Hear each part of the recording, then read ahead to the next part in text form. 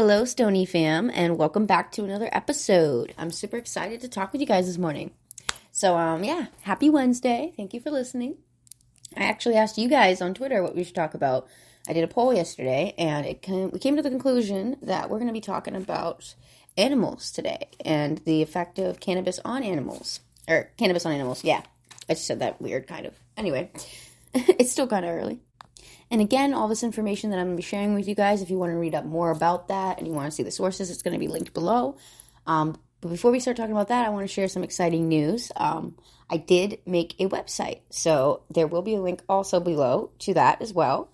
If you're looking for all the information about updates about this podcast, about information about myself, just to get to know me, if you want to know me more, pictures of my art, commission pricings, if anyone's interested in that stuff. I have gotten offers over the years for it, so I figured I should just collectively make a site and put it all together. So if you want to check that out, it'll be below. So yeah, let's talk about cannabis and let's talk about animals. So as we're talking about that, animals like humans, they both have an endocannabinoid system. So that means they're capable of interacting with the chemical compounds found in cannabinoids like CBD and THC. So that means that both of those cannabinoids would affect the animal. And so like older dogs and cats, pets with like conditions that are kind of severe, like arthritis, seizures, anxiety, inflammation, and like many other ailments, CBD can be found to actually really help with those ailments for animals. And that reason of that is because they contain less than 0.3% THC. So it's hemp-derived CBD products that really they're non-intoxicating. They're really going to help give that medicinal benefit for the animal that is in pain. I would definitely not recommend giving them an edible, anything with a high amount of THC, because that is not good for animals. And we'll get on talking about that as well. So before we get into that, I will give you my personal experience. One day, when we were eating edibles, me and my friends, we had some medicated chicken wings.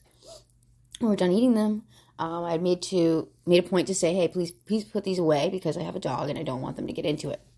Well, they weren't properly put away, and unfortunately, the dog did get into them, and the dog was okay at the end of it. The dog lived, but the dog was very, very, very out of it. Was almost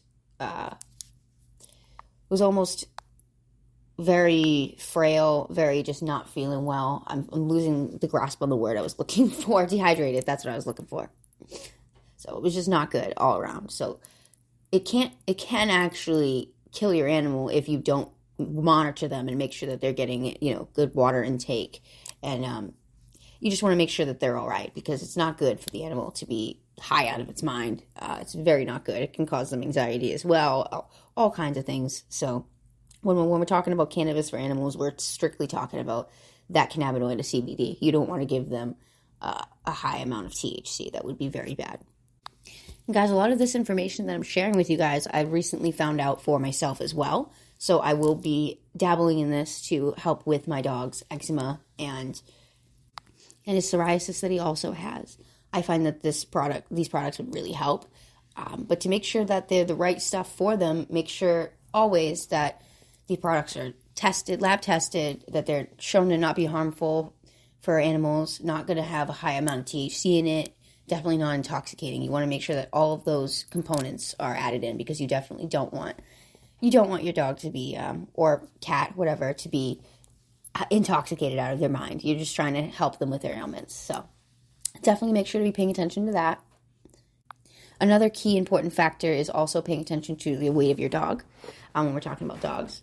So we're going to talk about that. Yeah, so make sure you pay attention to the weight, because that can also be that can also be a contributing factor to the effect of what's going to come out of what products you give to your animal. So I would make sure to pay attention to all of those things and when deciding what to give them. And when we talk about the dosing, if you're having a hard time deciding what to do, I would definitely start with a lower dose always and gradually go from there, especially when it comes to not even just animals, but with us humans. When it's something new and you're consuming it and you're not sure about what you're going to get for an effect from it, I would definitely start with a lower dose for sure. And although there isn't a significant amount of solid research out there right now, there is a clinical study that has been posted right now from Cornell University examining the effects of hemp-based CBD products on arthritic dogs. And they found a significant decrease in pain, and an increase in their mobility, and more than 80% of the participants. So out of all of those participants, the ones that used the CBD products were improving drastically. So while the other ones were, not healing as quickly. So they found that in the study on CBD effects in dogs is focused more on pain and mobility issues due to arthritis. Many pet owners and vets have found that CBD is also effective for different things. So it can help with physical ailments, but it can also help with some mental and other different forms of physical ailments, not just those two. So yeah. So as I was just talking about before, a lot of us, we all know that medicinal marijuana can help with a lot of different ailments for humans. Well, it can also help with animals, and can also especially help with epileptic seizures with the CBD. So strains and concentrates that are high in the CBD content, they're increasingly being used to help reduce or manage the number of seizures that the animals are having, humans are having. It can help with all of those things. But like I said, humans are not the only ones benefiting from this cannabinoid therapy. Pets are also starting to relieve their pain from the CBD treatment as well.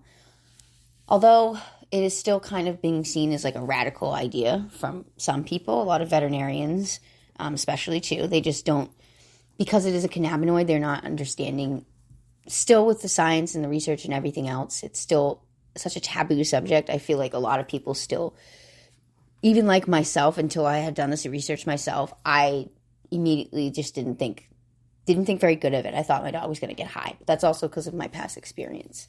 And this was prior to any of my knowledge behind cannabis. So prior to my knowledge behind cannabis with CBD. I did now have done all this research more about what it does for animals. And this is just an amazing plant, guys. I mean, I hope that these opinions change over time. But anyway, going back to what we were talking about. So yeah, humans are not the only ones benefiting from this. So yeah, an estimated 1 to 5% of all dogs can suffer from either symptomatic or idiopathic seizures. And these symptomatic seizures are typically caused by abnormalities that exist inside or outside of the brain, like head trauma or health problems, like example, like lead poisoning. All of those reasonings can be causing those seizures.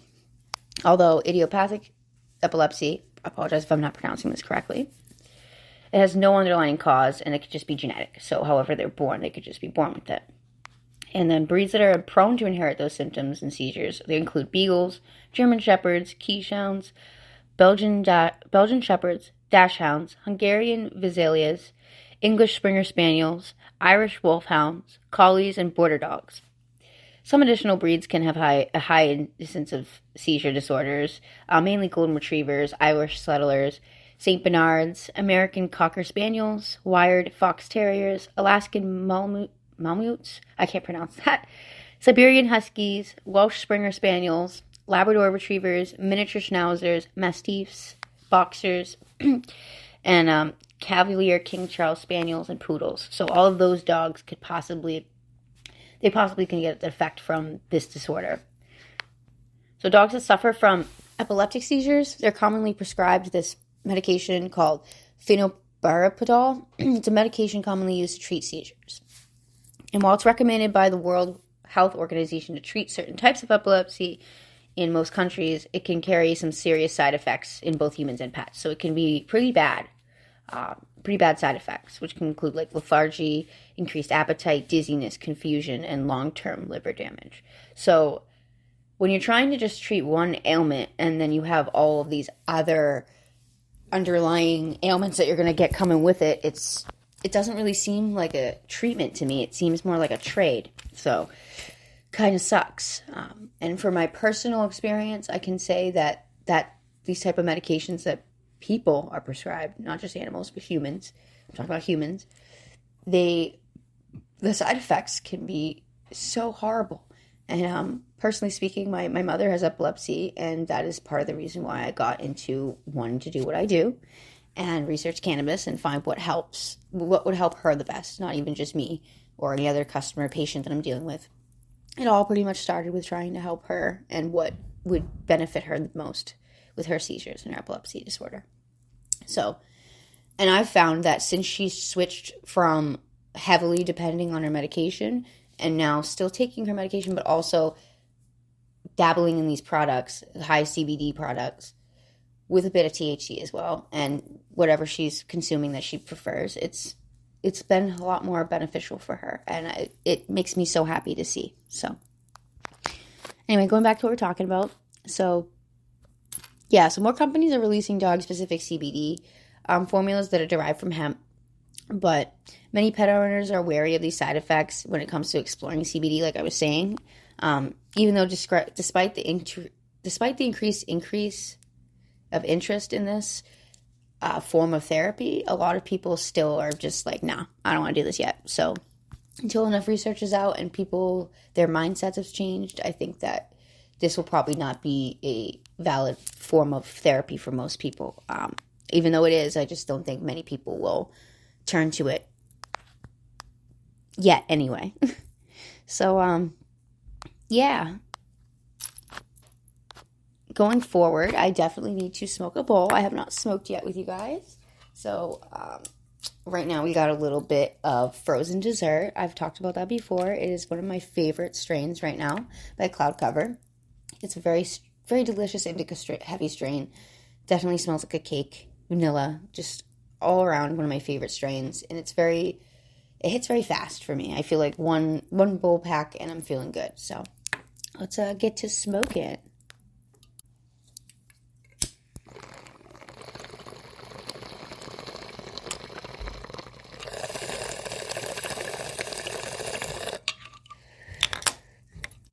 That was delicious. Definitely much needed.